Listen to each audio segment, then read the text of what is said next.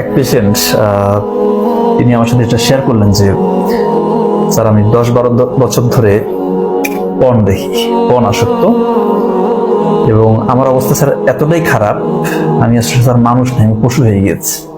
কেন, কি কারণে আপনার মনে হচ্ছে আমি পশু? বলতেছে স্যার এখন আমি তো মানে অন্য মেয়েদের দিকে তো খারাপ দৃষ্টিতে তাকাই। আমার ঘরে আমার একটা বোন আছে, আমার 1 বছরের বড় বোন, আমি তার দিকেও এখন খারাপ দৃষ্টিতে তাকাই। আমার বোনটা জানে না, সে তো আমার সামনে পর্দা করে না স্যার, কিন্তু আমি স্যার খারাপ দৃষ্টিতে তাকাই। মানে আমি ওনার কথাগুলো শুনে থমকে গেলাম। আমি কোনো পেশেন্টের নাম শেয়ার করবো না, সিক্রেট। ঘটনাটা আপনাদেরকে বলছি, দেখেন কতটা খারাপ অবস্থা। চিন্তা করেন, এই শয়তান এমন জিনিস, এমন পয়জন, এমন বিষধর সার আমাদের প্রত্যেক পরিবারে ঢুকিয়ে দিয়েছে। চিন্তা করেন, নিজের ভাই নিজের বোনের দৃষ্টিতে খারাপ দৃষ্টিতে তাকাচ্ছে নিজের বোনের।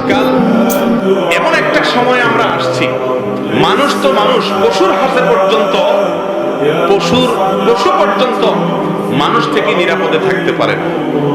মানুষের যৌন জুলুম এবং অত্যাচারের শিকার হয়ে যায়, পশুর চাইতে অদম হয়ে গেছে মানুষ।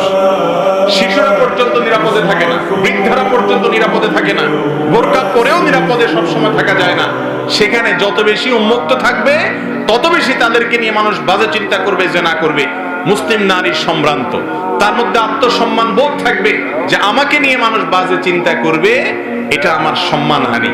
মনে মনে আমাকে জেনা করবে, এই সুযোগ কোন সম্ভ্রান্ত নারী, কোন মুসলিম নারী কখনো দিতে পারে। এই জন্য এটা ঢেকে রাখাটাই হলো অধিকতর শ্রেয় এবং আপনার পর্দার সাথে সামঞ্জস্যপূর্ণ, এবং এই মতটাই অধিকতর শক্তিশালী যে হাত এবং মুখ উভয়টা ঢাকবেন। তবে